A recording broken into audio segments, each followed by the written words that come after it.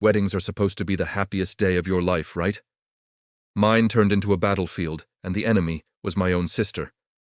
It all started a few months before my wedding to my amazing fiancé, Leo. My younger sister, Clara, got engaged just 2 months after I did. At first, I was thrilled. We could plan our weddings together, share ideas, and support each other. Or so I thought. Clara has always been the golden child. She's beautiful, charming, and somehow always gets her way. Our parents have always doted on her, often at my expense. I'm the quieter, more practical one. I'd learned to live in her shadow, but I never imagined her shadow would try to eclipse my own wedding day. The first sign of trouble came when Clara announced her wedding date. It was exactly 1 month before mine. I was a little taken aback. It seemed rushed and a bit close for comfort, especially for our family who would have to travel for both events. I tried to talk to her about it. "Clara, are you sure about this date? It's really close to mine. Maybe we could space them out a bit more." She just smiled that sweet, disarming smile of hers. "Oh, don't worry, sis. It'll be fine. It'll be like a month-long celebration of love for our family. Plus, my fiancé's family has a very specific window for travel, so this is really the only time that works." It sounded plausible enough, so I let it go. I wanted to be a supportive sister after all. But then, the real bombshell dropped. We were at our parents' house for Sunday dinner. I was showing my mom my final dress-fitting photos when Clara cleared her throat, grabbing everyone's attention. "I have something to ask," she began, her eyes wide and pleading. "It's a really small favor, but it would mean the world to me." My dad smiled. "Anything for you, sweetie. What is it?" Clara looked directly at me. "Since my wedding is first," she said, her voice dripping with faux innocence, I was hoping I could be the one to walk down the aisle as a bride first." I just stared at her, completely dumbfounded. Walk down the aisle as a bride first? What did that even mean? Leo, sitting next to me, squeezed my hand, looking just as confused as I felt. I finally found my voice. "Clara, I don't understand. You are walking down the aisle as a bride first. Your wedding is a month before mine." She shook her head, a little pout forming on her lips. "No, you don't get it. I mean, at your wedding. I want to walk down the aisle, in my wedding dress, right before you do." The silence in the room was deafening. I thought I must have misheard her.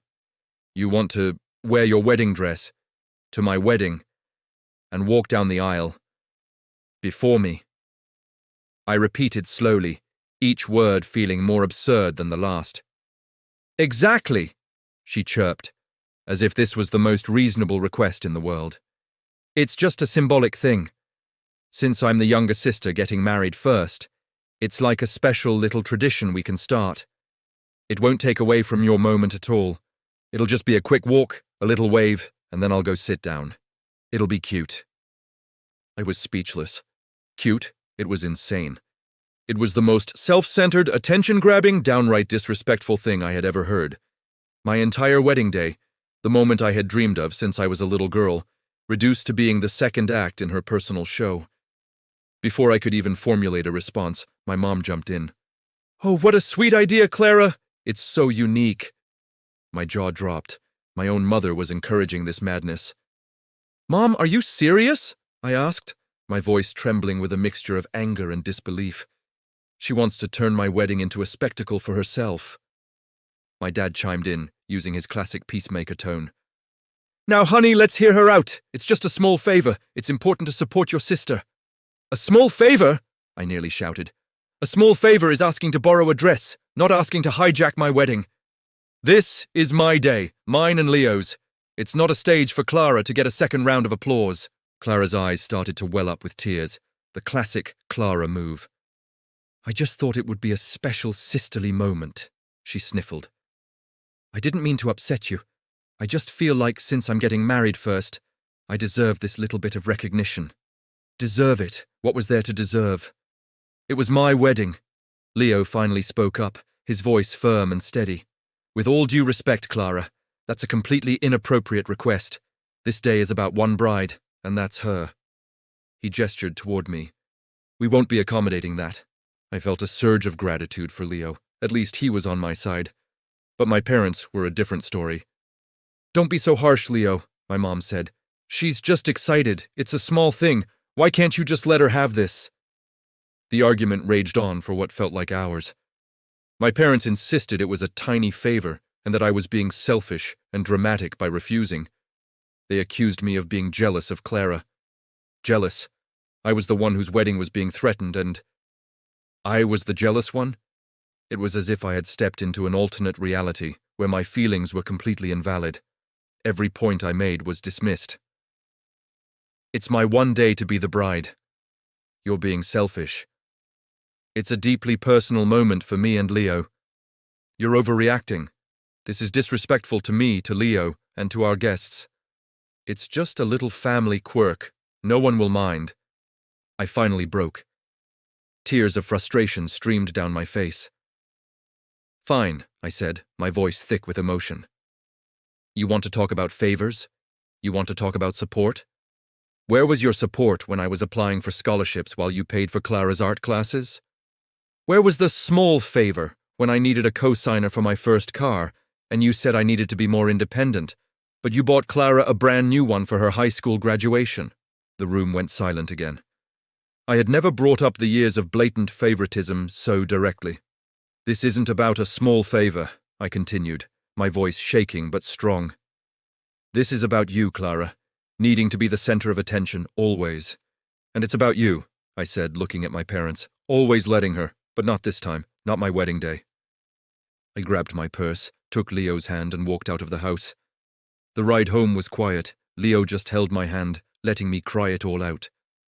When we got back to our apartment, I felt drained but also strangely liberated. For the first time, I had stood up to all three of them at once.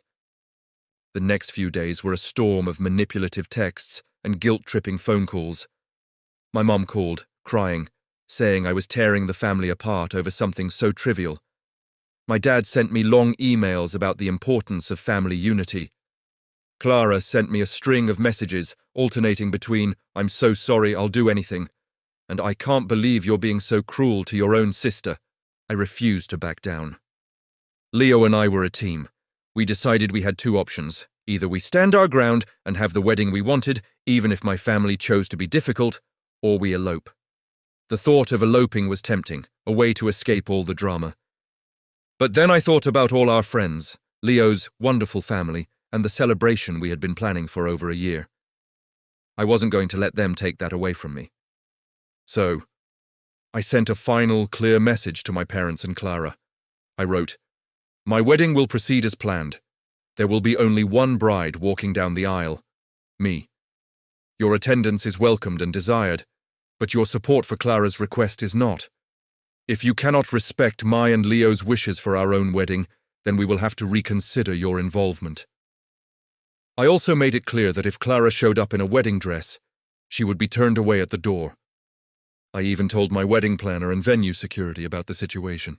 It was a risky move, and it resulted in a week of radio silence. I was terrified they would actually boycott my wedding.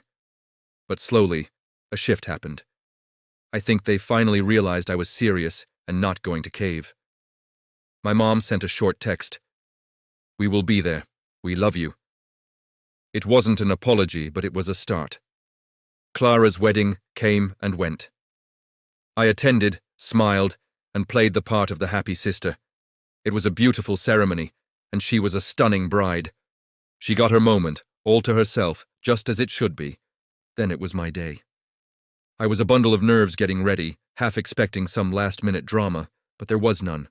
My mom helped me into my dress, her eyes misty. "You look so beautiful," she whispered, and for the first time in a long time I felt like she truly saw me. As I stood at the back of the church, waiting for my cue, my dad took my arm. He looked at me and said, "I'm so proud of the woman you've become.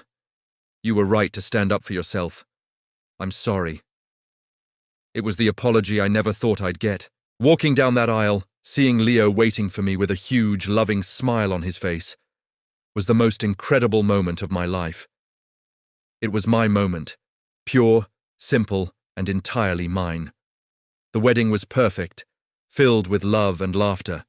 My family was there, and they behaved. Clara even gave a surprisingly sweet and normal toast at the reception.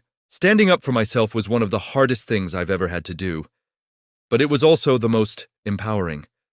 It wasn't just about my wedding day. It was about redrawing the boundaries in my family and demanding the respect I deserved. And you know what? It worked. Our relationship is still a work in progress, but something fundamental has changed. I'm no longer living in my sister's shadow. I'm standing in my own light. Thanks for listening to my story. Don't forget to like and subscribe for more.